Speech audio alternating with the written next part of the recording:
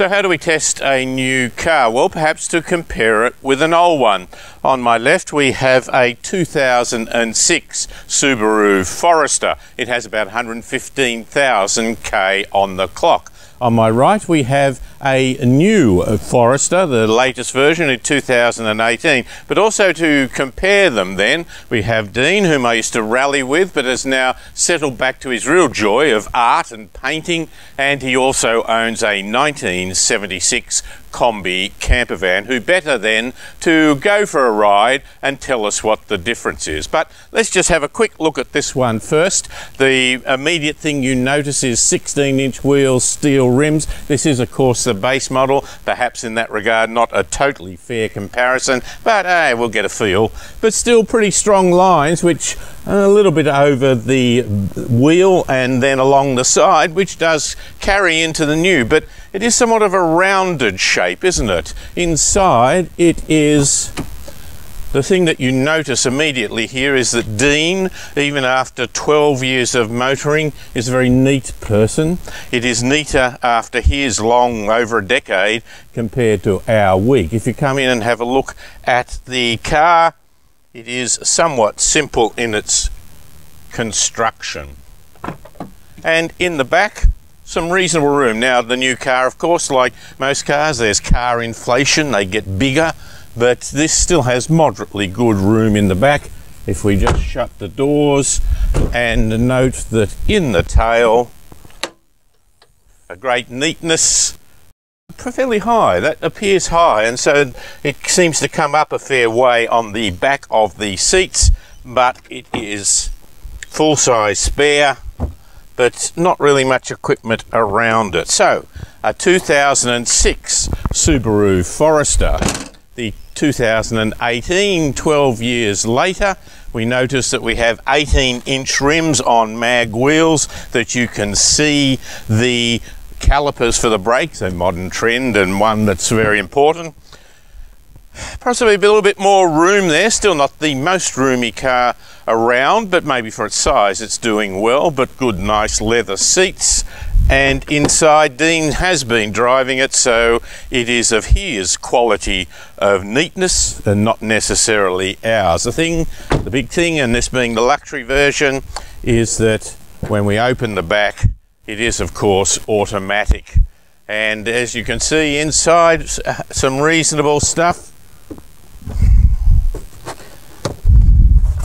And it has a full-time spare, but probably a little bit more elegantly laid out. Maybe that's one of the features. Dean, you've taken it for a bit of a spin over an extended period. Let's go and see what we can do. You have the key? Not a great deal. I've got the key thing in my pocket here. And of course it's got the push start. Oh, that's a little different.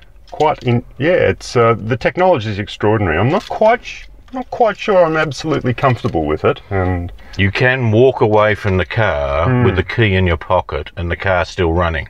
Yes. And then the car can still run off, but if it stops a long way away, you'll never start it again unless you get the key to the car. Yes. Can somebody hop in and start the car while I'm nearby? Possibly, but it should possibly not start it unless you're very close, and it has to be inside. But it is very much the case that you don't have to have the key physically locked, if you pardon the expression, to the car for it to go. And so if I lock myself in the car and it deadlocks, will I die? I don't know, make a good story. Leave the camera in the car, David. The dying phone call, I want it to be to us. Right, okay, yes, hello. Yes. Okay. Seatbelt, foot on the brake. Sorry, just before we go, Dean, you did the... classical music, of course. Terms and conditions there. Terms and conditions. T's and C's apply. Okay. Dean, did you set up the facial recognition? No, but it did warn me several times that... Well, about your face? Yes, yeah. Well, it was a sort of I think a cloaked threat that something was going to happen unless I looked at the road again. So somehow it knew that... You weren't paying attention as much as it wanted you to. Well, no. How does it know if you're picking your nose when you're you're driving. Well, yeah, stop that. This can be like your mother. A hand comes out, slaps your wrist. But the first No, but thing, you know what the facial recognition does. and I'm wondering how does it know? Where's the sensor? How does it know that my eyes are looking down here for longer than they should be? Well, the other thing is it can remember your face and therefore remember your seat settings. That's scary. And so you get in the car and it'll do it. Matt, you don't want it to do it to any car you get into, because then your personal information has gone anywhere. Right, yes, okay. But I would like it, the fob, that are not to carry for the car, but as we're going to be borrowing cars in the future, I want to get into a car and say, this is me, don't reckon, all you need to know is to set my seat up pretty well the way I like it. I notice over here there's, would that be the seat adjustment memory? There's 1 and 2. Yes. So, yeah. But I believe it can also do it through facial recognition, but I haven't spent the 2 hours to work out how necessary that might be. I did note, David, that the instruction manual for the owner's manual for the car is 577 pages. When I went looking for a light on the dash that I didn't know what was, 577 pages. Yes. Yeah. I found the owner's manual for my ex Datsun 1600 the other day, a genuine 1968 Datsun 1600. The owner's manual was 37 pages, and it included such gems that you need to know, like how to adjust the timing, points in the distributor, how to change a fan belt. This one says don't even think about going close to Everything that. is qualified by return the car to the dealer. Let's go for a drive. But just layout, a little bit more style. Extraordinary. Lights, camera, flashing lights, everything's there. The old car had just the bare minimum. It told you that the airbag was working. It told you, well, we hope it was working. It tells you that... I think your words are, it told you that it was working. That doesn't mean it was. It was working, no. But Subaru, one would trust it, I think. But, well, yeah, as it turns out, my old one is okay. There's just so much here. There's icons that, as I said, I went looking at the owner's manual to find out what they are.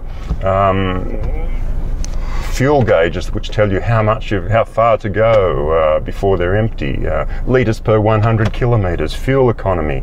And you're just looking at this one. There's another one up here. Absolutely. And there's another one down here, of course. And to reverse, there's a little camera on the passenger's side wing mirror which points down at the ground. Yes. And which at first I scoffed, and then I thought no, but then I came to enjoy using it. It was good. I found it quite valuable. As indeed anything that saves scratching, I'm sure, very expensive mag wheels. Yes. And it gives you the 2 pictures. It's not just straight out the back, it's your curb line as well. Yes, that's right, yes. Yeah. And of course a spectacular rear vision, which is amazing. Once again, I thought never ever going to want one of those, but after just a day of using it, wow, it's on my list of things I want in my next car. This has ruined you now. It has, yes, it's your fault. You bought a Datsun one time too, and I think the salesperson, they gave you to a new salesperson to talk about the options on it. Wasn't that the case? Yes, no, it was a Mitsubishi. And I went into the dealer, I was absolutely confident. I knew what I wanted. I wanted the base model. I wasn't going to have any options or anything like that. I was quite confident. We did the negotiations with the sales guy, and he left me in the room and just said, I'll be back in a minute to get some paperwork. A few minutes later, a very attractive sales assistant came in named Elizabeth. How many years ago was this? To 30? Right. More years than I care to admit. Elizabeth. I just like how you remember it was Elizabeth. Yeah. And I was quite convinced there's no way I was going to buy options. I didn't want it. But half an hour later, I'd bought paint protection, I'd bought extra insurance, and thankfully, I think I twigged to the intention there. So yes, and you know, a few. Yeah, and you know that I waited by the phone for months afterwards, and she didn't call. Don't call me, I'll call you. I waited, she didn't call. We sat a guy who drove an EH Holden 1964 in a new Range Rover, and his first initial response was, which university do I go to in order to learn how to do this? Let's see how we go. Let's go. Right now, okay, so now it's got an electric handbrake. not sure I like that. Okay. Yeah, not sure. I mean, you knew where you were. Yeah, there's still that. I still feel as though I need to know to feel the brake going on and off as the car pulls away, and so not quite sure about that. But nevertheless, foot on the brake, push the button to release the handbrake into drive. Check looking for the. Yes, I am. There's so many things to look at. Let's go. Now, Dean, you did take it on a drive through the country. Once you got moving, what was your initial feeling? Leaving the city, it was one of just smoothness and quietness and an insulation from the road noise. The old Subaru, of course, cars evolve and get better over some 12 years, but the level of quietness in this is, to my ears, quite extraordinary. The old Subaru is really quite a rattle trap by comparison. Well, there's also, it's 12 years old, so yes, yeah. The boiling frog, the little rattles sort of evolve. And you kind of get used to them. Yes. As new rattles come, you just sort of accept them. It's a rattle. I'll worry about it when a rattle stops, because that means whatever is rattling has fallen off. So the other thing is just the smoothness, the insulation from the road, which is, on rough roads, it's good, it's comforting, but there's a certain sort of remoteness from the road, yes, which the new car has, which the old car doesn't have. The old car, you can still feel the road, you can feel the steering. You immediately asked if it had electric steering. Yes, because there's a kind of woolliness in the steering, which I think once you get used to it, it's fine.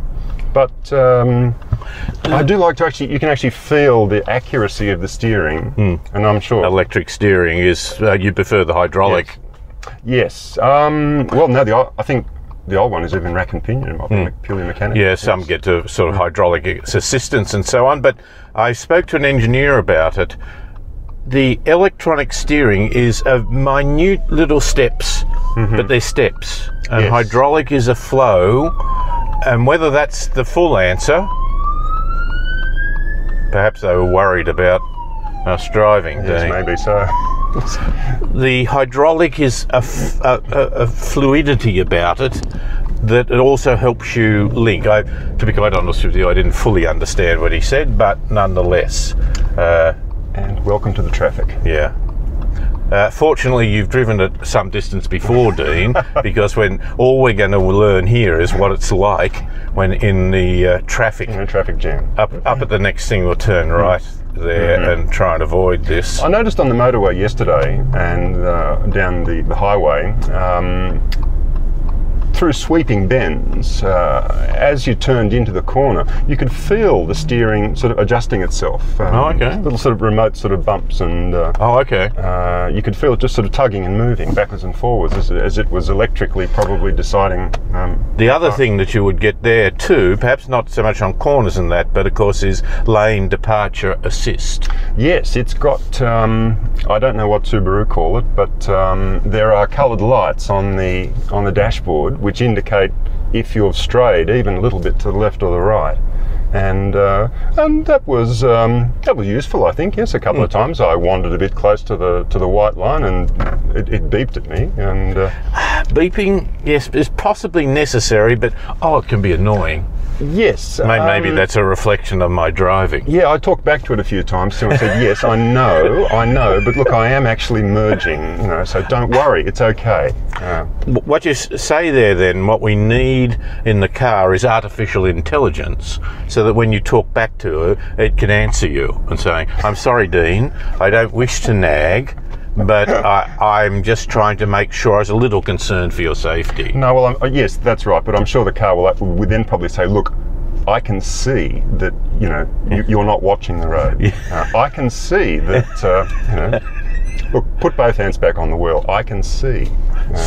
Slap your wrist. The technology's great. I wonder about its reliability. There are so many electrical, digital things to assist the driver, and not just for Subaru, but on any car. What's the Subaru warranty? Is it 3 years? I think, and You'd like to see it more just as a secure feeling. Well, you'd wonder about, as a second-hand buyer, say buying a car that was 3.5 years old, and just wondering about the niggling possibility that one of the dashboard lights will go off. One of the icons on the wonderful digital display might misbehave, and I don't think it'd be cheap to fix. No, indeed. You found the air conditioner and the ambience of the car? Yes, lovely. Very good. Yes, it's not over the top. There's not a huge number, but the 3 screens obviously provide you with a lot more information. Did you find this screen up here where you could put what angle you're at? And I guess you never got to those. No, I didn't get to that part. That's about. Oh, see? What's that? Push hard for the info button. No, so there's a whole pile of things there. Lots of things there. Tells you that the engine's in the front, Dean. These are useful. Amazing. You need to know that. Just in case it stops, but you don't want to go near it. Right? Just in case the engine stops, and of course we're turning right, are we? Oh, okay. Away we go. Yes. We could be here forever otherwise. Could be, yes. Yeah, we've only going to do a 30-minute video, and that's about the length of this one take us 30 particular minutes to queue. go to that street. Here we go. And I'm not quite sure about the engine stop-start when you pull up at lights and the like. All of a sudden the engine will just simply stop. Yes. And that's your first experience? First experience, and the first couple of times it was actually a bit disconcerting. What's going on? Is it going to start? It did. Years ago, Volkswagen bought out an Echo diesel Golf, and it had that system in it. Probably the first one I'd ever done. It must have been 15 years ago or more. As soon as it stopped, I went for the ignition. Because you remember in the old days, if the car stopped, you're in deep trouble. Absolutely. And you wanted to try and desperately get it to work as quickly as possible. So, one's used to it now. Although a lot of people find that it's rather annoying. A lot of people don't like it. Yes, yeah. Sometimes it started itself. Even while I was stopped at the lights, the engine went off, and then for no reason at all, it seemed to just want to start again. I think it depends on how long the battery, the air conditioning and things go for. Oh, right, yes. So they don't want it to go forever. So how did you go with fuel? Didn't actually do a proper calculation, but just watching the continual display, it was interesting to see how much fuel it was using under acceleration. Yes. Compared to how much it was using while coasting on the highway. And now it tells me we're using, what, 26 litres per 100. Going up a hill at a slow speed. Yes, 26, so it's 32 at the moment, But then coasting along the highway, it had dropped down to only a matter of 2 or 3 even. So you became more aware of the different circumstances. Yes, and I think it was useful for that because you could moderate your driving. Yes. To be more economical. But that's a bit like what an old vacuum gauge used to do on the dashboard of the EK Holden. Yes. Just do a U-turn, handles, nice turning circle, sort of balance, easy, very nice. You're comfortable? Very comfortable. Heaps of headroom. I'm pretty tall, over 1.9 metres. I thought the old Subaru is reasonably spacious, but this is tremendous. I've got tons of leg room, and my gold standard for room in the car is if I can set myself up to be comfortable in the driver's seat, and then hop into the back and see if I can get into the back seat, and let alone be comfortable, just if I can actually get in. And here, I hop straight into the back seat, and tons of headroom and heaps of leg room. So the Subaru, it's the Forester from my model, some 12 years ago, has now gone up to probably from a small car to well and truly a medium-sized car. Yes. It's car inflation. It's growing old. It's growing. Things just naturally. A bit heavier. And, yes, of course. And it's like us. Well, certainly me. No. Yeah, they get bigger. They get, they then have to bring in a smaller one. Yes. Which the only time the weight became an issue for me was it felt going over Sydney's sort of constant speed humps that I was aware of the weight of the car. Oh, okay, yes. It's funny how you can feel that. I drove an MG the other day, and not the sports car, but the new incarnation of an SUV, and dear, it felt light. Yeah, it's funny, isn't it? It just, the steering didn't. The steering was quite heavy, but it did feel light. And I'm sure even just a moment ago, straight ahead. Just a moment ago when I moved my old Subaru, just even in the 5 seconds I sat in it, it felt light and it felt thin by comparison. Yeah, it's funny, isn't it? Well, Dean, so have we given you a desire to upgrade? The desire to upgrade is certainly there, David. Yes, yeah. It's a fine touring car. Yes. I think its ideal environment is the motorway, with a little bit of dirt road use. The constant 4-wheel drive is terrific, even in my old one. You know, a casual drive to the Blue Mountains on a winter's day, and you're aware that all 4 wheels are really doing their job. Well, you would find it because you sometimes go out painting, and you might try and find a little bit more of a secluded location, a dirt road somewhere, or a slightly slippery road, and you're well and truly aware that you've got more control over what you're doing. You're not the sort of bloodstone boots over the rough and tumble. No. And yeah, I think it's fit for purpose. Fit for purpose. I would be interested to see the next model down, the XV model, probably is where the old Subaru Forester used to be. Yeah, I'll turn left. Yeah, it's not a huge amount of room in the back. This, I think, is more station wagon-like than you would call SUV. Quite often, the SUV is a bit compact, and I think the XV Subaru, which is a very clever car, clever technology, but I'd have to say that you wouldn't find a lot of room in the back. I'm not sure you get your easel in, Dean. I'd be worried about getting a few paint stains on the leather upholstery, David. The other thing too was that I'd always been worried about the CVT transmission, constantly variable. Yes. You know, I'd grown so used to the old 4-speed automatic and living with its limitations, and well, the CVT is efficient, but it doesn't feel the normal sort of, you don't go through the usual stepped functions that you go to it. But the early ones had a sort of a buzz about them. And I was worried that that the Subaru here might have that, but no, it's much more advanced. It drives really well. It chooses its gears, I think, pretty efficiently. It's lost that buzziness, the CV. Dean, can we finish on a little bit of memory of our past? CVT, of course, came in with the DAF. That's right. Yes. And you may remember we went to New Caledonia to watch the Safari. The New Caledonian Safari, about 1970. Yes. Late 70s. Late 70s, yes. Yeah. Early 80s, let's call it.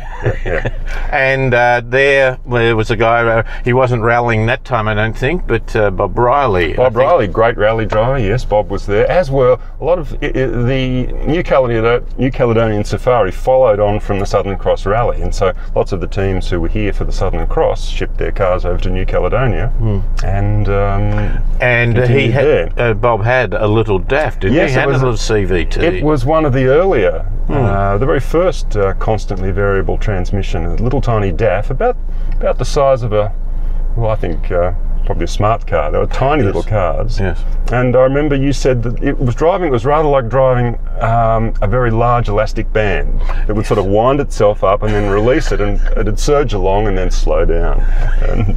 And Ragnotti was the driver. The French Jean-Paul Ragnotti was driving for the Nissan team, a Datsun 710. And very fast. Very fast, yeah. It was wonderful to see those guys up close. Dean, we'll talk about art at a later time as well, but thank you for road testing this car. It's my pleasure, David. Have I got to give it back? Unfortunately, yes. If I have to, you have to. Oh, okay. Okay. Thanks, David.